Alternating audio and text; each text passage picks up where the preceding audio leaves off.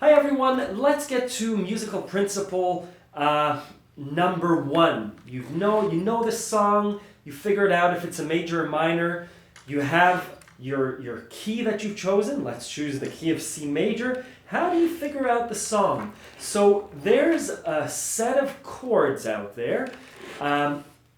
Let's preface that. Songs are made up of chords. Whatever song it is, whether it's a classical song or some modern song, especially popular songs, they're made up of chords, right? Under the lyrics and the melody, there's a set of bones, there's a structure, and that structure is chords, majors to minors, that are the foundation of the song.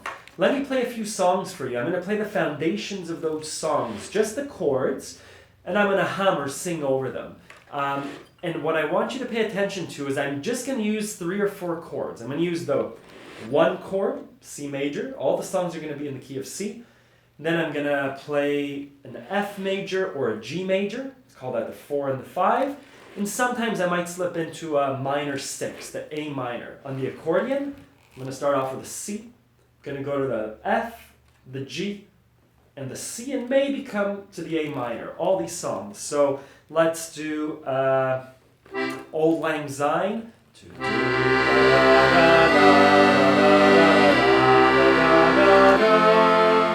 3 chords, C, G, and F. Let's do Blowing in the Wind.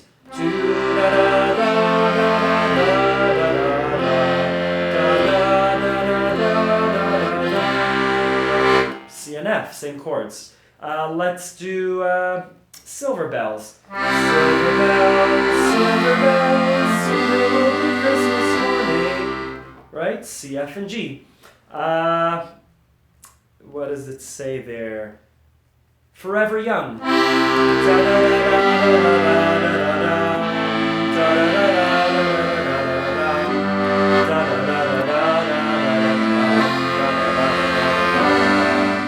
That's how we introduced that minor 6, the A minor. But again, all those songs use the same 3 or 4 chords. Just the last one used the 4th chord. They all huddled around that 1, 4, and 5. If you do a YouTube search for 4 chord songs or 3 chord songs, I should have it on screen, you'll see that people do compilations of connecting those songs. You know, it's like 40 songs in the 1, 4, 5, and sometimes in the minor 6th. That's going to be our first musical principle. When you're in doubt of what the chords are of the song, it's most likely the 1, 4, the 5, 1, 4, the 5, connected in that way, and sometimes the minor 6th. Someone created a website that shows the probability. They studied 1,300 songs, how their chords are structured, and they created a cool tool that says, hey, if my first chord is C, what's the likelihood of my next chords? Is it a D minor? Is it a G? Is it an F? And they gave the probability, the percentages. So, if the first chord is C, the probability of the next chord being G is 25%. Means if you go from C to G, you have tons of songs that happen that way. After you hit the G, what's going to happen? Well, you can go back to the C, you can hit the F, 25% of the time you'll be right, or you can even hit the A minor, 34% of the time. Songs that go from C to G go to the A minor. That's Forever Young. Right? So many songs work like that. Hey, I just wanted to show you a really quick clip from a movie called Heart-Worn Highways. What I want you to pay attention to is that this person's teaching some of the studio musicians the song, and you'll see that he yells out, now we're doing the 1, we're going to go to the 5 and the 4. And really, he's just showing them that, this kind of music, he's telling them when to go to the 4 and the 5. They don't need to know the melody necessarily. All they need to do is switch between the 4 and the 5 at the right time. Have a look. Yeah, and we'll do the 4-5 twice out of the 5-4 here. And the people that's friends of mine, mostly Utah's been unkind. Salt Lake City, do without me. There's some folks in Georgia that care a little about me. I'm leaving home as soon as I can, Lord. To the hooky rum bottom, down to a 5, back to the 1, 5. I'm going to vamp out here in 1. Dun, dun, dun, dun. we'd have to really count that up. Like, yeah, that's fine. Something like. How do we apply that? When I try and figure out a song by ear, first thing, I have to know the song. Second thing, I have to choose a key. I'm going to choose C.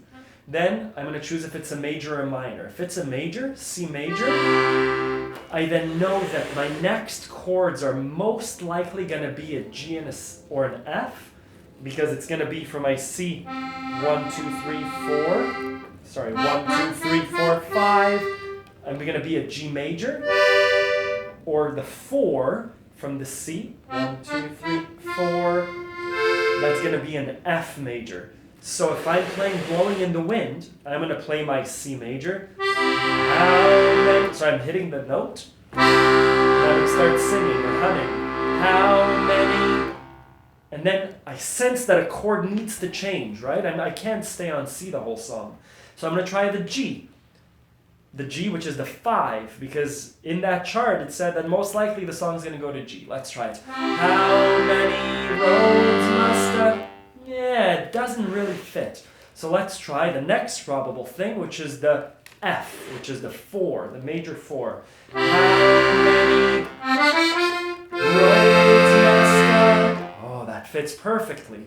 And then 1, 4, let's go back to the 1, or the 5. So, how many roads must a man walk down? Oh, again, this song does a 1, 4, 1, 4 pattern.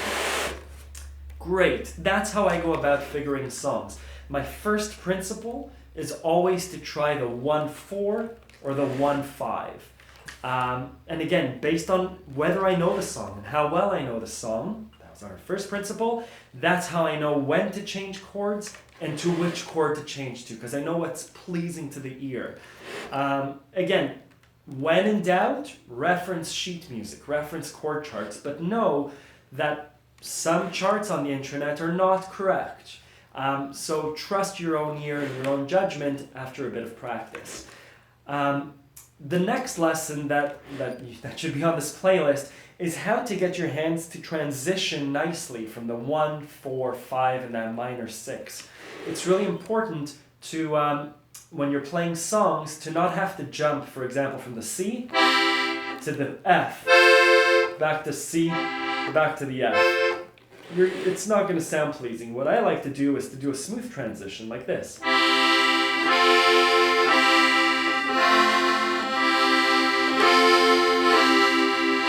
Right? So much smoother, so much nicer. What that shows me once I know those chords and those transitions is essentially the melody of the song, right? Songs are made up of chords. Those chords, 99% of the time, dictate the melody. So C major, F. C major, F. Right? I'm just doing multi-fingered melodies on those chords. I'm going to discuss another principle next week, but for now, this is probably the most important thing for you to ingrain. That sound of the 1, 4, 5 when the first key is in a major chord. Thank you.